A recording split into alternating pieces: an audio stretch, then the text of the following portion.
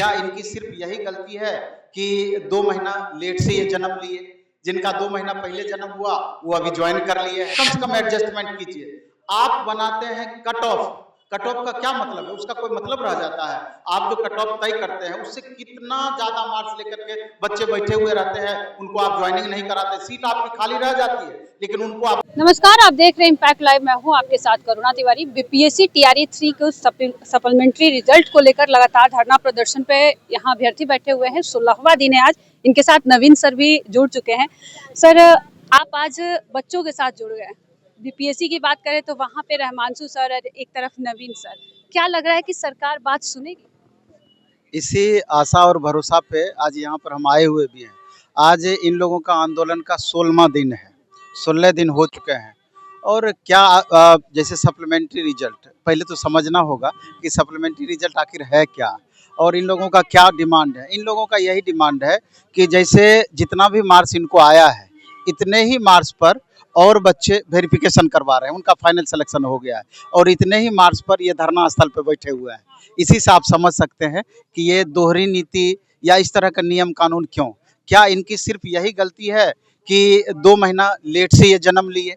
जिनका 2 महीना पहले जन्म हुआ वो अभी ज्वाइन कर लिए हैं। तो मेरे ख्याल से ये क्राइटेरिया सही नहीं है। तब भी आपका ये सही चीज होता जब आप पूरा वैकेंसी को भर दिए रहते। अभी 21,000 सीट ऐसे ही आपके पास खाली पड़ा हुआ है। अभी मल्टीपल कैंडिडेट जिनका 1 to 5 में भी रिजल्ट है, 6 to 8 में भी है, 6 to 8 9 10 11 12 में भी रिजल्ट है। लगभग 12 से 15,000 सीट वो खाली रहेगी, इस बात की गारंटी है। इसके बाद सबसे अनूठा नियम, सबसे अलग नियम दुनिया में ये बीपीएससी ही लगाई हुई है कि पहले हम सिंपल वेरिफिकेशन करेंगे और जब आप ज्वाइन कर लेंगे तब जाके फाइनल वेरिफिकेशन कर लेंगे। तो इसका नेगेटिव पॉइंट यही है कि जब फाइनल वेरिफिकेशन हो जाता है तो उस समय जो बच्चे पकड़ाते हैं, चाहे वो गलत डॉक्यूमेंट्स के कारण पकड़ाए, गलत फिर कॉम्बिनेशन के कारण पकड़ाए या गलत डोमिसाइल नीति कारण जो बच्चे यहाँ पर ज्वाइन कर लिए थे वो जब बाहर होंगे तो उस समय जो सीट खाली होगी तो वहां पर देखना होगा कि कहीं ना कहीं इन बच्चों से उसका एडजस्टमेंट होना था, लेकिन उस सीट का कोई माए बाप नहीं है, ये स्थिति हो जाती है।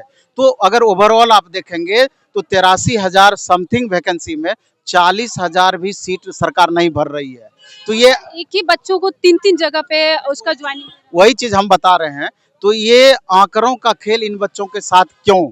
आप जितनी वैकेंसी निकालते हैं पूरा वैकेंसी आखिर आप क्यों नहीं भरते हैं? आधा सीट बचा के अगली वैकेंसी में आप ऐड कर देते हैं। तो कम से कम सप्लीमेंट्री रिजल्ट तो आप दीजिए। तमाम बहुत ज़्यादा अभ्यर्थी ऐसे नहीं हैं। तो जो भी अभ्यर्थी जिनका बराबर मार्क्स हो गया है, 1-2 मार्क्स से जिनका कम रह गया है, उनको तो कम से कम एडजस्टमेंट कीजिए। आप बनाते हैं कट ऑफ। कट ऑफ का क्या मतलब है? उसका कोई मतलब रह जाता है? आप जो कट ऑफ तय करते हैं उससे कितना ज़्यादा मार्क्स लेकर के बच्चे बैठे हुए रहते हैं, उनको आप ज्वाइनिंग नहीं कराते, सीट आपकी खाली रह जाती है, लेकिन उनको आप बुलाते नहीं हैं, उनका आप वेरिफिकेशन नहीं करते हैं। तो इस तरह का भेदभाव या इस तरह की नीति क्यों? लेकिन सरकार की तरफ से लगातार आश्वासन मिल रहा है कि आप लोगों के साथ उचित न्याय होगा, सप्लीमेंट्री रिजल्ट हम जारी करेंगे। बीपीएससी यहाँ तक कह दी है कि अगर शिक्षा विभाग चाहे, अगर उधर से गाइडलाइन आता है, हमको कोई आपत्ति नहीं है। तो जब से ये बीपीएससी नोटिस निकाली है तब से छात्रों का मनोबल और बढ़ गया है। तो इस लेकर के तमाम छात्र लगातार शिक्षा विभाग पर दबाव बना रहे हैं, उनसे गुजारिश कर रहे हैं। माननीय एसीएस महोदय सिद्धार्थ सर से गुजारिश कर रहे हैं, माननीय शिक्षा मंत्री से गुजारिश कर रहे हैं, सर हम लोग की तरफ ध्यान दिया जाए और हम लोग का एडजस्टमेंट किया जाए। हम लोगों का ये वाजिब मांग है और इसको पूरा किया जाए। और इसी आश्वासन में निश्चित रूप से यहाँ तमाम छात्र बैठे हुए हैं। 5 डेलीगेशन भी गया है यहाँ से। आज छात्रों का एक डेलीगेशन गया हुआ है। अभी तक वहां से रिपोर्ट नहीं आई है कि आखिर उनकी बातों का क्या हुआ। क्या आज भी आश्वासन देके छोड़ दिया जाएगा या कुछ आज लिखित आश्वासन मिलेगा, जिससे कि इन अभी तक मौखिक ही आया है, सिर्फ विभाग की तरफ से एक आयोग ही दिया है जो लिखित। जी जी जी, बिल्कुल बिल्कुल। और आज सरस्वती पूजा है, छात्रों के लिए इससे बड़ा दिन कोई नहीं होता है। इस लेकर के हमको भरोसा है कि हो सकता है कि माननीय शिक्षा मंत्री जी आज बच्चों को बुलाए हैं तो कुछ उनके हक में कुछ बात करें और उनके हक में कुछ लिखित गारंटी साथ दें। ये अब आगे देखने वाली बात होगी। हमने तो बातचीत करने की पूरी कोशिश की थी सुनील कुमार जो है शिक्षा मंत्री, लेकिन वो बीपीएससी टीआरई 3 पर उनका मतलब कुछ भी रिएक्शन नहीं आया ऐसा। इसलिए हम लोग फिर दोबारा आपके यहाँ आए कि क्या।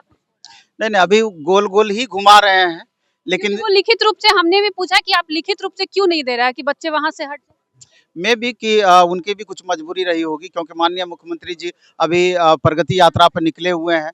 मे भी उनसे कुछ इनको आश्वासन लेना होगा, चूँकि इतना बड़ा डिसीजन है, तो इस डिसीजन में हो सकता है कि एक मीटिंग करके उस आधार पर पहुँच पाएँ। तो हो सकता है कि इस तरह की बातें हों, लेकिन हम लोगों को पूरा भरोसा है, सरकार पे भरोसा है कि जल्द ही कुछ बातें निकल कर के आएगी, जिससे हम लोगों में खुशियों की लहर दौड़ पाएगी। देखते हैं आगे क्या होता है। सर, हमने भी सुना बीपीएससी टीआरई 3 का जो रिजल्ट है उसको जो सीटें हैं अब 4 में जोड़ा जाएगा। क्या माननीय उप मुख्यमंत्री सम्राट चौधरी जी के ट्विटर हैंडल से ये बात क्लियर कर दिया गया कि 21,000 समथिंग वैकेंसी को टीआरई 4 में जोड़ने वाले हैं। इसके अलावे भी अभी बहुत सारी वैकेंसियां खाली रहनी है। तो देखते हैं आगे क्या-क्या होता है, क्योंकि जब तक हम लोगों की मांगें मान नहीं ली जाएगी, तब तक हम लोग यूं ही धरना स्थल पर यहाँ बैठे रहेंगे। चलिए देखिए, इस खबर में इतना ही। आपका क्या कुछ कहना अभी हमारे साथ देखते रहे और इम्पैक्ट लाइव सहयोगी राहुल के साथ मैं करुणा तिवारी।